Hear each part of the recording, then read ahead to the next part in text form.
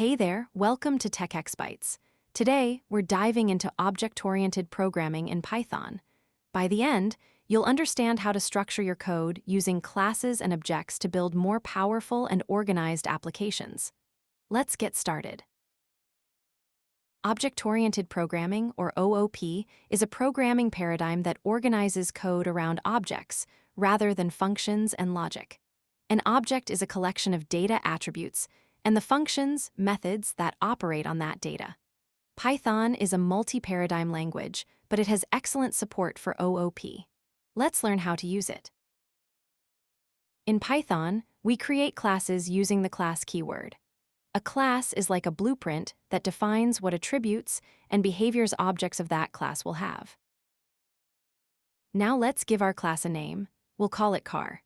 By convention, class names in Python use camel case, starting with a capital letter. We end our class definition line with a colon, which tells Python that the code block for this class is coming next.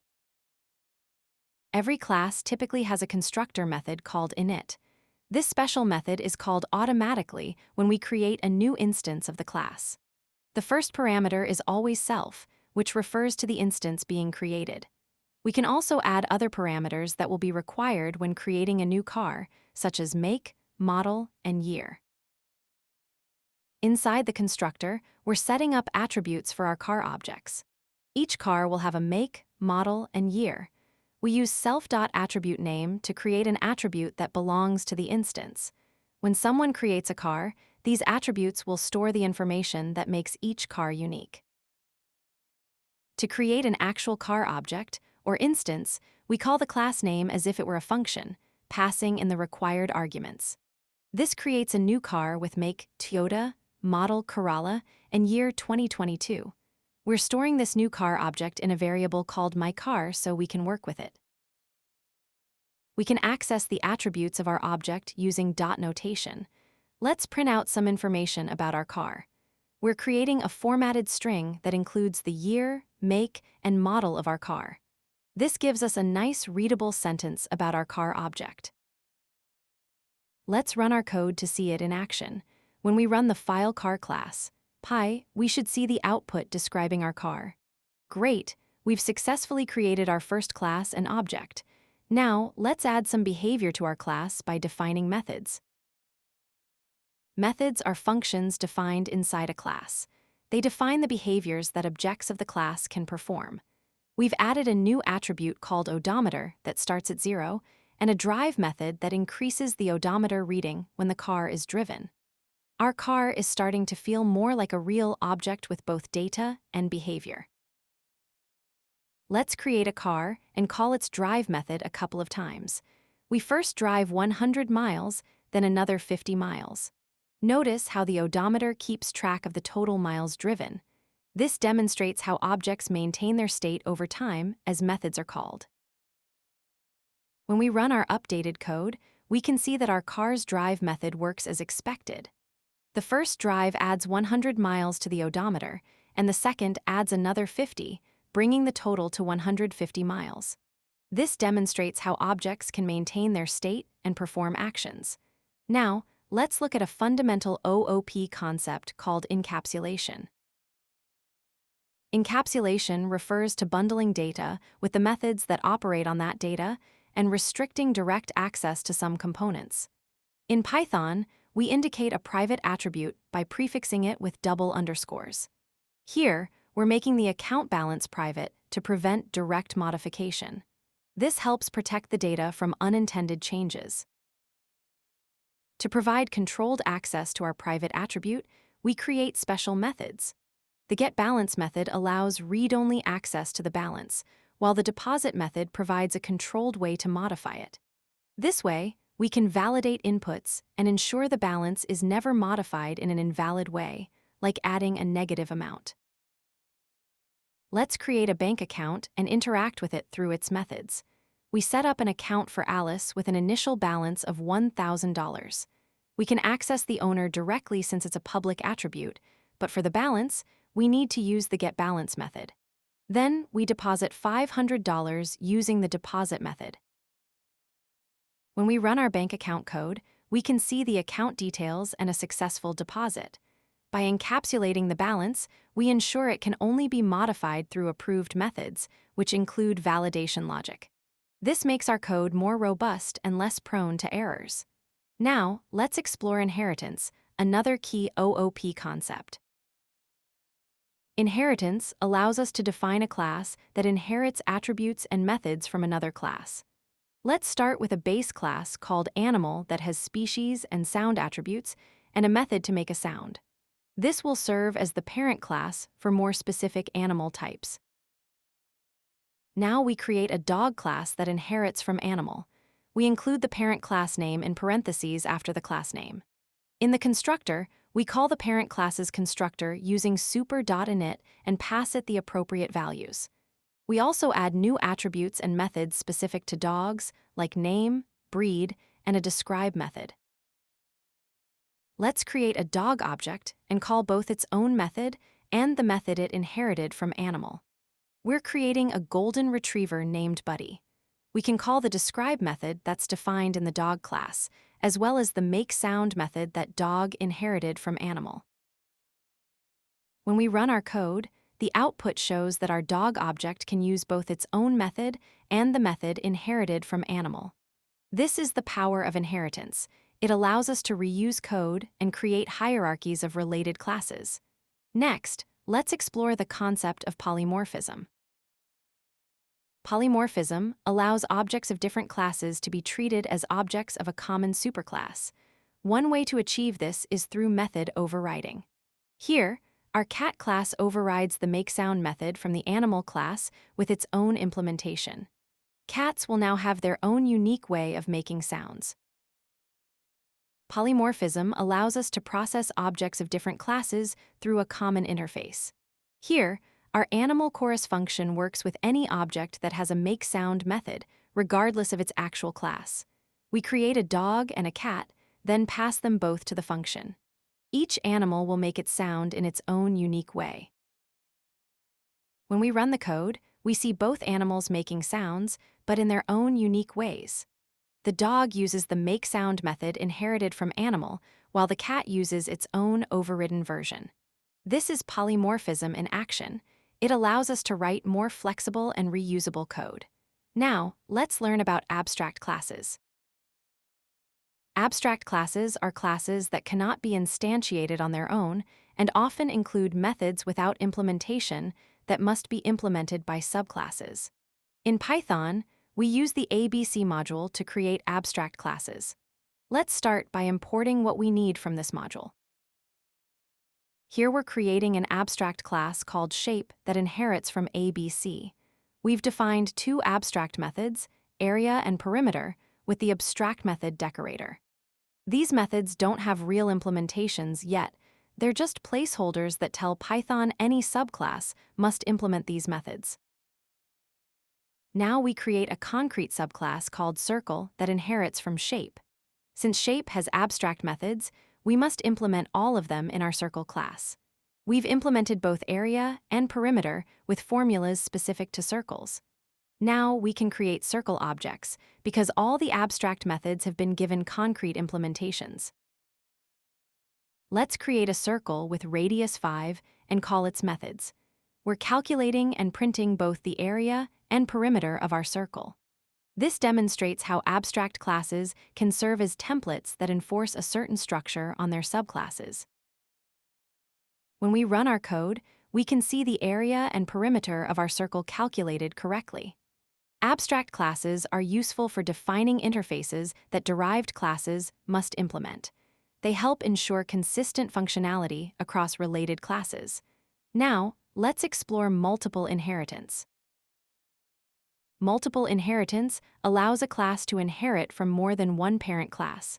Let's create two simple classes with different capabilities. The swimmer class has a swim method, and the flyer class has a fly method. These will serve as parent classes for a class that can do both. Now we create a duck class that inherits from both swimmer and flyer.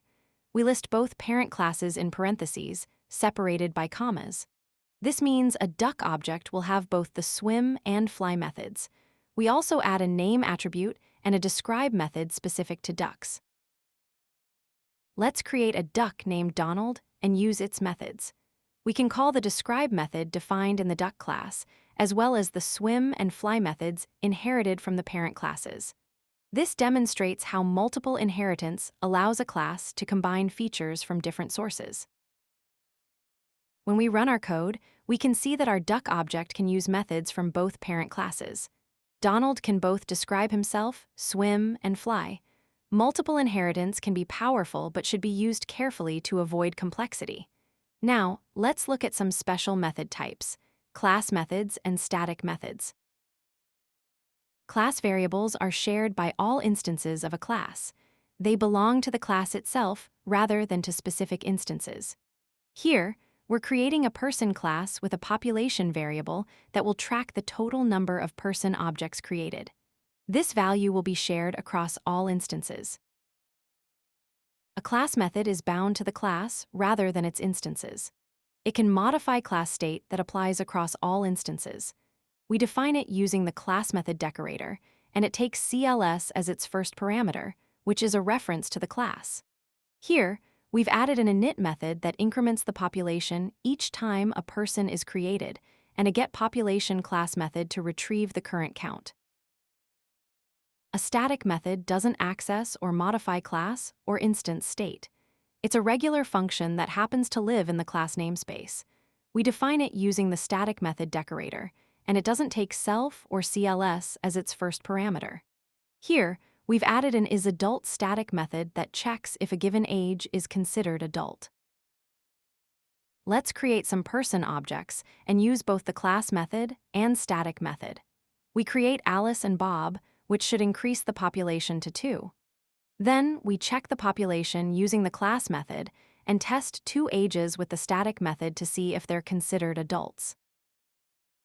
When we run our code, we can see that our class method correctly reports the population as 2, and our static method works as expected, identifying 21 as an adult age but not 16. Both types of methods are useful for organizing functionality that doesn't need to be tied to specific instances. Now, let's explore property decorators. Properties allow us to define special methods that are accessed like attributes but executed like methods. The property decorator creates a getter property, and the name.setter decorator creates a setter property. This gives us more control over attribute access. Here, we're creating a temperature class with a Celsius property that includes validation. We can also create derived properties that calculate their value based on other attributes.